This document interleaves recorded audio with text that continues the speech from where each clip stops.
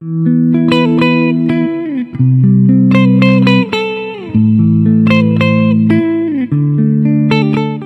Zuschauerinnen und Zuschauer, in diesem Video spreche ich über Wohlfühlfetischismus. Ich unterscheide zwischen 3 Arten von Fetischismus. Erstens die Verehrung bestimmter Gegenstände im Glauben an übernatürliche Eigenschaften, beispielsweise Glücksbringer oder Talisman. Zweitens Formen der Sexualität oder sexueller Vorlieben, die sich auf bestimmte Gegenstände, Praktiken oder Körperteile beziehen. Und eine dritte Form, die ich Wohlfühlfetischismus nenne. Ich möchte hier kurz erklären, was ich unter Wohlfühlfetischen verstehe. Es sind Dinge, die einem ein angenehmes, nicht zwangsläufig sexuell erregendes Gefühl bereiten. Etwas, was man immer fühlen möchte und das einem gut tut. Meine Wohlfühlfetische sind zum Beispiel Socken an den Händen und Strumpfhosen an den Beinen. Dazu aber später mehr. Es versteht sich von selbst, dass auch Menschen mit einer schweren Behinderung Wohlfühlfetische für sich entdecken können. Wohlfühlfetische können in allen möglichen Formen auftreten. Manche stehen zum Beispiel auf Strumpfhosen, Strampler oder Windeln.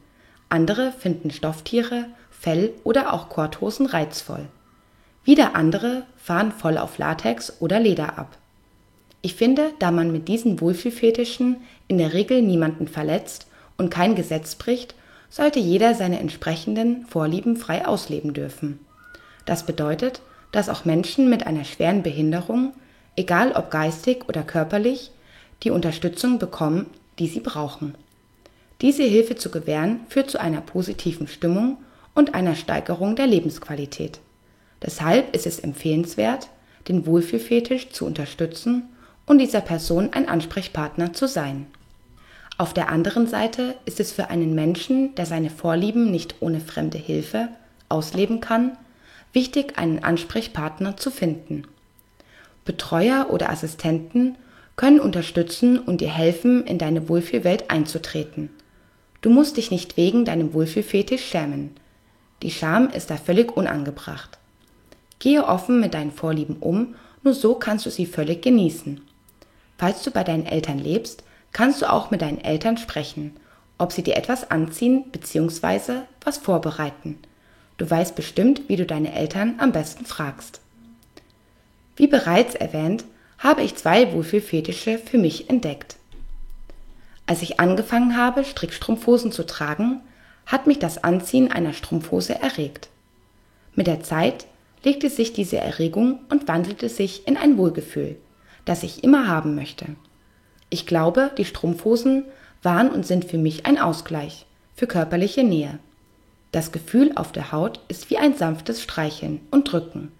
Wenn ich mal ein paar Stunden keine Strumpfhose anhabe, fühle ich mich nicht wohl und nackt. Wenn ich 1-2 Tage keine Strumpfhose anziehen kann, bekomme ich schlechte Laune und alles ist scheiße. Man kann sagen, ich bin strumpfhosensüchtig. Deshalb habe ich Tag und Nacht eine Strumpfhose an. Ich trage Strumpfhosen sehr gerne offen, sodass sie jeder sehen kann.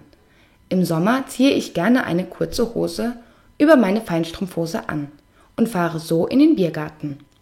Ich tue damit keinem weh und achte darauf, dass ich niemanden damit störe. Vor einigen Jahren hatte ich einen Ausschlag an meiner linken Hand. Ich bekam eine Salbe dafür. Damit ich die Salbe nicht überall verteilte, zog ich eine Socke über die Hand.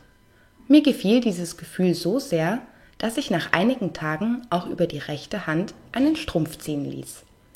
Das Empfinden mit den Socken an den Händen war äußerst angenehm. Da dachte ich mir, du könntest sie ja jeden Abend tragen. Ich war sehr überrascht, als ich merkte, dass ich mit den Strümpfen an den Händen abends am PC sehr gut zurechtkam. Am nächsten Tag zog ich gleich nach dem Aufstehen wieder Socken über meine Hände. Mir fiel gleich auf, dass ich mit bestrumpften Händen besser im Alltag klarkomme. Durch die Strümpfe kratze ich mich nicht mehr selbst und schlage mich auch nicht mehr an Gegenstände auf.